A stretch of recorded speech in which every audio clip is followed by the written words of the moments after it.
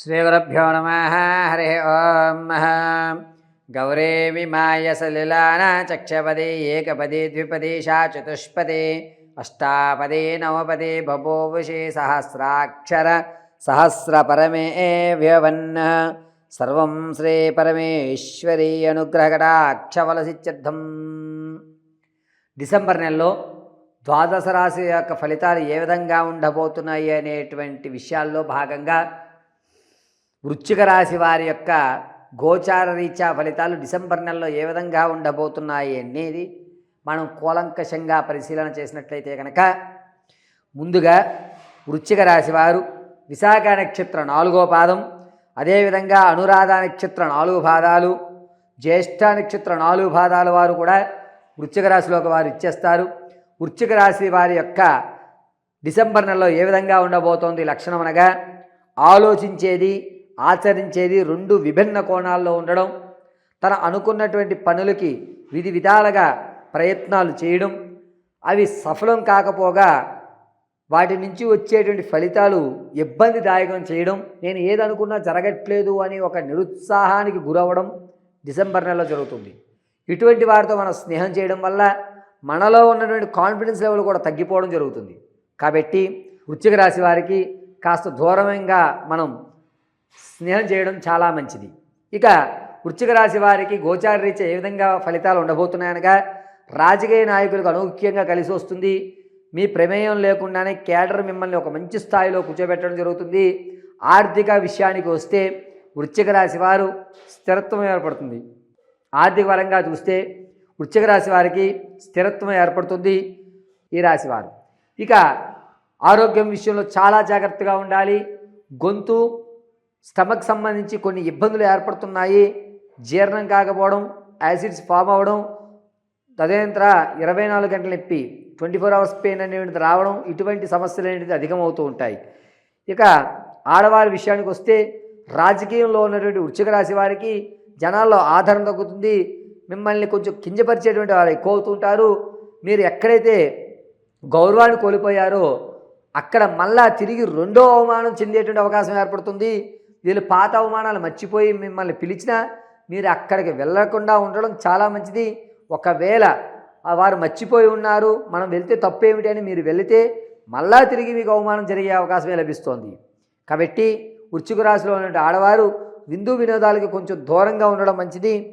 తాత ముత్తాతల నుంచి లభించేటువంటి ఆస్తి ఏదైతే ఉందో అది వచ్చేటువంటి అవకాశం 80% కనబడుతోంది. అప్పుల బాధ నుంచి కూడా మీరు గట్టును పెడతారు. ఏదైతే వృశ్చిక రాశి వారు మీరు వ్యాపారాలు కానీ లేదా కొత్త కొత్త సంస్థలు కానీ అసోసియేషన్స్ కానీ ఏదైతే ఫామ్ చేద్దాం అనుకుంటున్నారో అవి చక్కగా అనుకున్న టయానికి పూర్తి చేస్తుంటారు. ఆర్థికమైనటువంటి లాభం అనేది ఎక్కువ లభిస్తుంది. సంతానం కోసం ఎవరైతే చూస్తున్నారో వారికి పుత్ర సంతానం కలిగే అధికారం లభిస్తుంది. ప్రసవానికి ఎవరైతే ఉన్నారో వారు కాస్త జాగ్రత్తగా ఉండాలి. ఇక వివాహ విషయానికి వస్తే దక్షిణ తూర్పు భాగాలు వీరికి కలిసి వచ్చేటువంటి విధంగా చెప్పచ్చు. వృశ్చిక రాశి వారికి మన పిల్ల అని అనిపించుకున్న తర్వాత అయిపోతుంది పెళ్ళి అని అమ్ముకోవద్దు.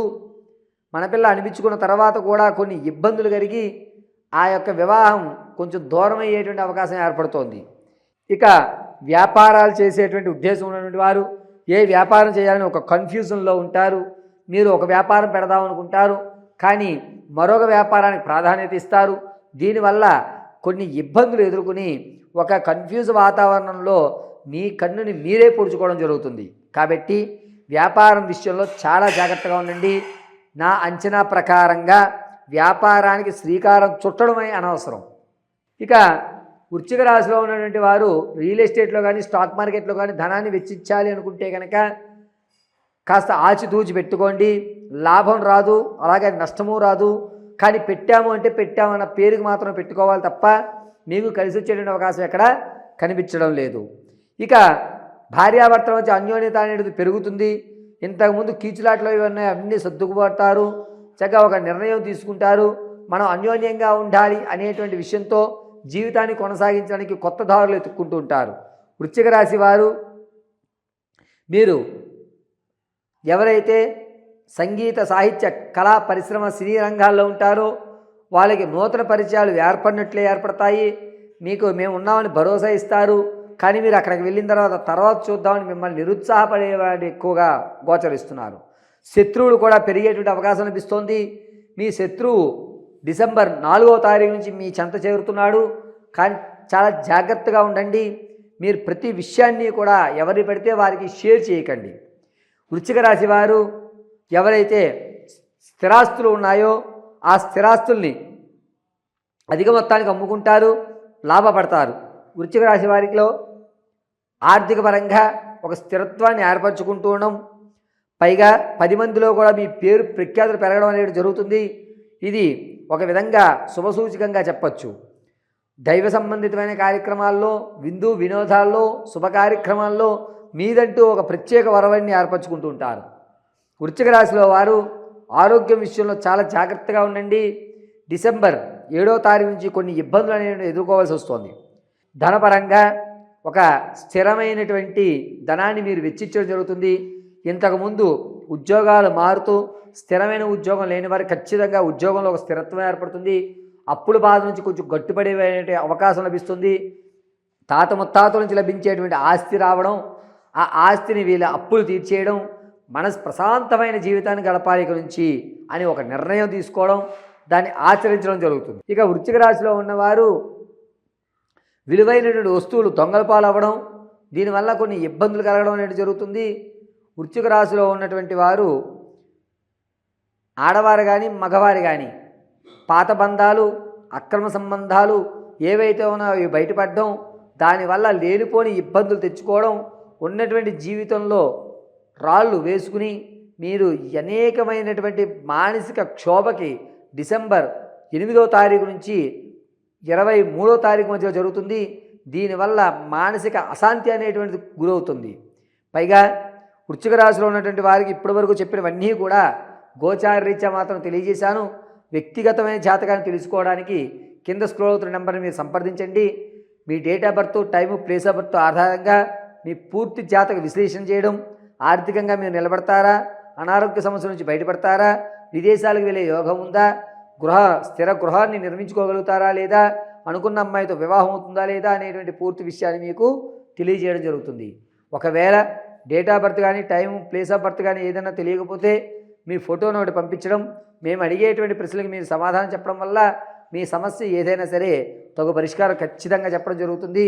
ఇక గోచార రీత్యా వృశ్చిక రాశి వారు ఈ నెలంతా కూడాను పరమశివుడిని ఆరాధన చేయడం, భస్మాన్ని నీళ్ళల్లో తడిపి దాని నుంచి వచ్చేటువంటి ఆ భస్మాన్ని మారేడు దళంలో ఉంచి గంధం బొట్టు పెట్టి ఆ యొక్క భస్మాన్ని నందీశ్వరుడి దగ్గర మీరు సమర్పించి ప్రతిరోజు సాయంత్రం ఈశ్వరుడి ధ్యానంలో కూర్చుని నమశివాయ అనేటువంటి పంచాక్షరి మంత్రాన్ని 108 సార్లు సాయంత్రం వేళ 6 నుంచి 8 లోపు పఠించండి.